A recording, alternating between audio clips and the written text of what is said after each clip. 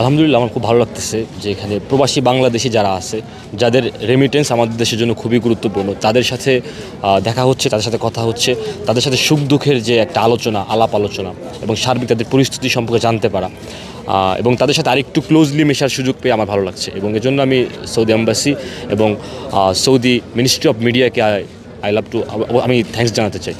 প্রবাসীদের উন্নয়নে কতটুকু কাজ করবে এটা সম্পূর্ণ ডিপেন্ড করে এই যে একটা বিগ ইভেন্ট হচ্ছে, দুইটা দেশের মধ্যে কোলাবোরেশন হচ্ছে, এই দুটো দেশের ভিতর যারা মেইন স্ট্রিমে আছেন তাদের আন্তরিকতা এবং পরবর্তী প্রচেষ্টার উপর।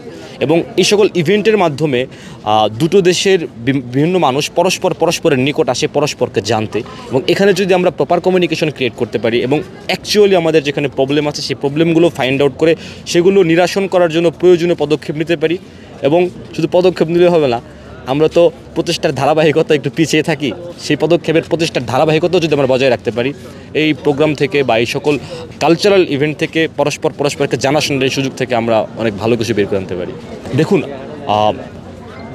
পৃথিবীতে আসার পর থেকে পৃথিবীর প্রত্যেকটা মানুষের প্রতি আমরা কৃতজ্ঞ এবং প্রত্যেকটি মানুষের সাথে যে পরস্পর সম্মেলন, পরস্পর মেলামেশা, পরস্পরকে জানা, সবাই সবার প্রতি কৃতজ্ঞ।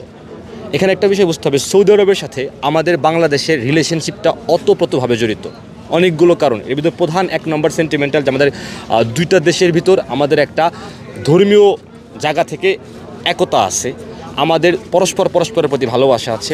আপনি যদি দেখেন স্বাধীনতার পরে 1975 সালে সৌদি আরব মুসলিম বিশ্ব থেকে কিন্তু সবার আগে বাংলাদেশে স্বীকৃতি দিয়েছে। সেই ক্ষেত্রে এই যে রিলেশনশিপের যে জায়গাটা, এই রিলেশনশিপের জায়গা থেকে অনেক কিছু করার আছে টুগেদার। এবং যদি আমরা পরস্পরের মধ্যে এই প্রপার কমিউনিকেশনটা ক্রিয়েট করতে পারি, এবং শুধু কমিউনিকেশন ক্রিয়েট না, আমি আবারও বললাম, আমাদের যে সকল প্রবলেম বা যে সকল টার্গেট নিয়ে আমরা কাজ করি, আমাদের সে সকল প্রচেষ্টায় ধারাবাহিকতার অভাব থাকে।